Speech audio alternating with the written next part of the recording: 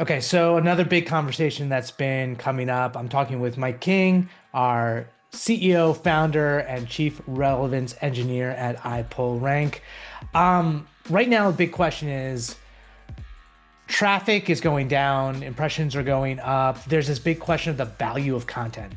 So if like publishers actually might be reining back on content, like what's your answer to that? Like what the heck should companies be doing right now?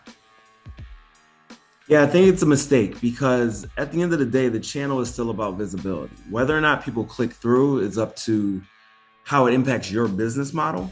If ultimately all you care about is traffic and you're monetizing based on traffic, I get it. You're like, okay, I don't want to invest here as much. Perhaps I invest in, organic social or whatever. But even that doesn't really make sense because organic search is still the biggest referral channel on the web.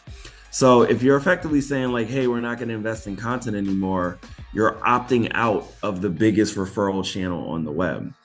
So I think that, when other people look around, they're like, oh, well, our competitors are doing less. So maybe they know something that we don't. I don't think that's true as it relates to organic search. Like everyone is watching what's happening at the same time, and everyone is effectively testing and learning.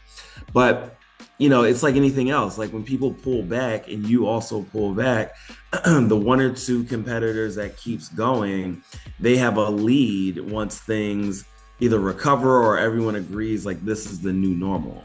So I think it's a bad idea to pull back on content if you want to think about this as a long-term channel for you. And I think to that point, there's the other side of the conversation because we know there's a lot of nuance when it comes to content strategy. And within that content conversation, I don't think people are really arguing to get rid of bottom of the funnel or middle of the funnel. What's your answer to like that top of the funnel content that might have a different type of value at this point? Yeah, again, it's still a brand consideration, right? You are going after mind share for whatever the thing is that you offer. And so when someone types in a non-branded term and your name shows up, that may encourage them to perform a subsequent search with your brand in it. And if it's the sort of thing where, it's a product that someone can go buy, they can just read the AI overview or go to AI mode and then go to the store. So I think we are fundamentally discounting the power of the channel to only look at it from it drives traffic, it drives clicks perspective. And I get it. We have historically thought of search as just a performance channel. And now you're like, oh, well, the channel's broken because it's no longer driving performance in the way that it once did. But again, almost all of our clients, they're seeing higher conversions when people actually click through. So what's the goal here? Is the goal for us to make more money, or is the goal to drive more clicks?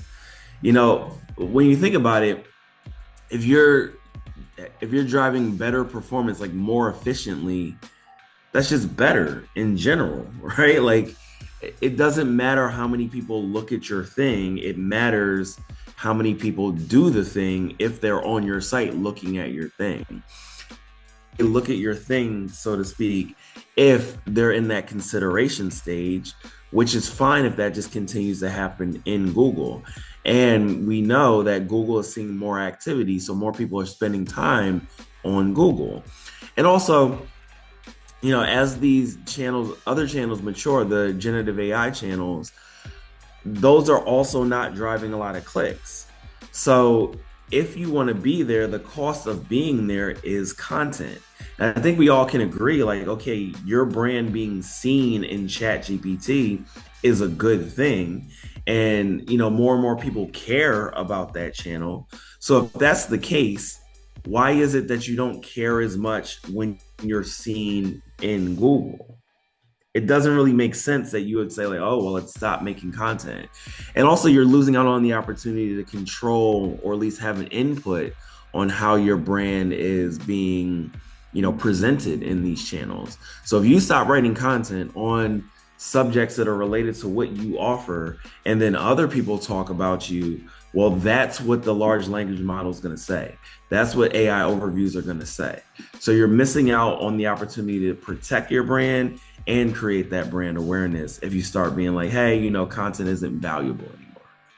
And I think so. What I was thinking about recently is like last year you did the Google leaks, right? And we learned a lot. And one of the kind of insights that came out of that was when it came to traditional rankings, Google would say, oh, we want a certain amount of these types of content to show up in the top 10. With conversational search, does that change? And what role does like their goals for like diversity of sources come into play? And how do the brand, like you recommend brands approach that? Yeah, I think we're seeing Google continue to evolve around that. So the new thing they just announced, Web Guide, where they're basically bringing that whole idea of like structuring the SERP in a specific way and segmenting things, that gives you more opportunities for more formats to be considered because there's more that they're looking to display. But I think fundamentally that concept of them saying like, okay, we only want 2 videos here, we only want 2 blog posts, we only want 3 product detail pages. I think that's still fundamentally true because they do want to have diversity of information. We're seeing that being more of an impact from a link, or excuse me, a page intent perspective, where queries that historically would just show informational results are showing a blend of them. Where it's like, cool, we might have the informational on the car, but then we also have like 3 slots for the transactional. And so what a lot of people are beginning to do is having mixed intents on their pages so that they have the opportunity to appear for both. So, in answer to your question, I think that, we need to be thinking multimodal in all ways, right? Like, how do we satisfy the intent, not just in one page, but also in multiple pages, because there's the aspect of multiple pages being considered when we generate an AI overview, but also like for the SERP itself, because they're saying like, all right, well, we want to make sure we're covering what this need might be, and then also what this need might be, because we feel like there's no one right answer, as Google has put it. One other question that kind of occurs to me, we work with a lot of enterprise brands that own multiple brands, like conglomerations that own multi-brands. Do you think Google can pick up on the relationship between brands and think about surfacing content that way? Or is there a value in owning multiple brands and all kind of lifting each other up for the same sort of industry? Yeah, I think first of all, yes, I think they understand the relationships. I mean, this just goes back to the whole idea of entities and so on. I think it gets problematic when you have, the same templates across these sorts of sites as well, because then they start to think like, well, this is the same stuff from the same company. They're trying to flood, the index or whatever.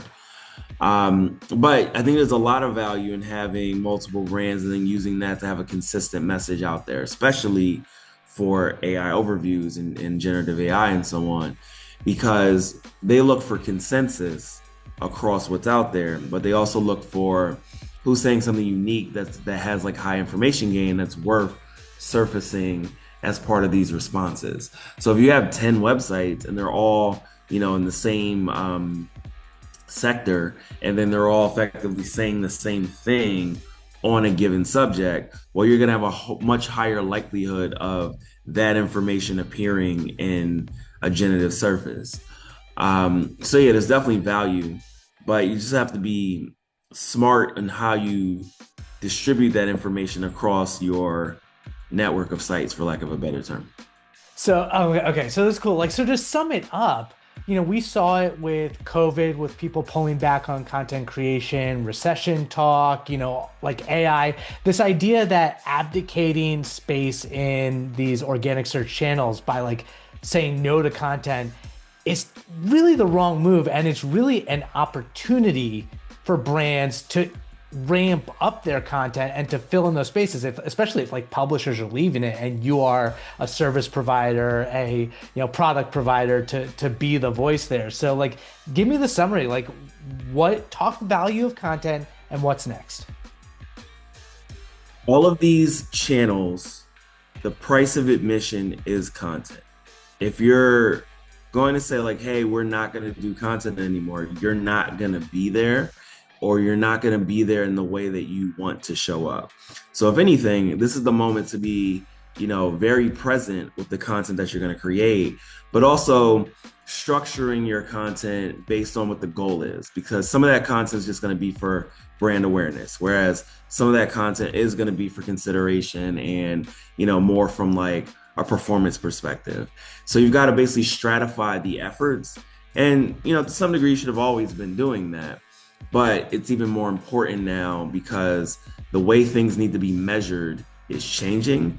And if traffic is the only lens that you're using, you're just not going to win long term here. SEO matters. It's not just SEO, it's more than SEO, and content is critical. Thanks so much. So like you obviously iPullRank, we offer relevance engineering services. So if you want to learn more about that, schedule a call, learn more about it on the site. We would love to walk you through the plan for that going forward. But there's an opportunity. There's an opportunity, and it's kind of up to you as an executive to decide whether or not you're having your team, kind of try to grab it or just give other competitors the opportunity to leapfrog you. So don't do that. Mike King and Garrett Sussman, we are signing off. Thanks, Mike.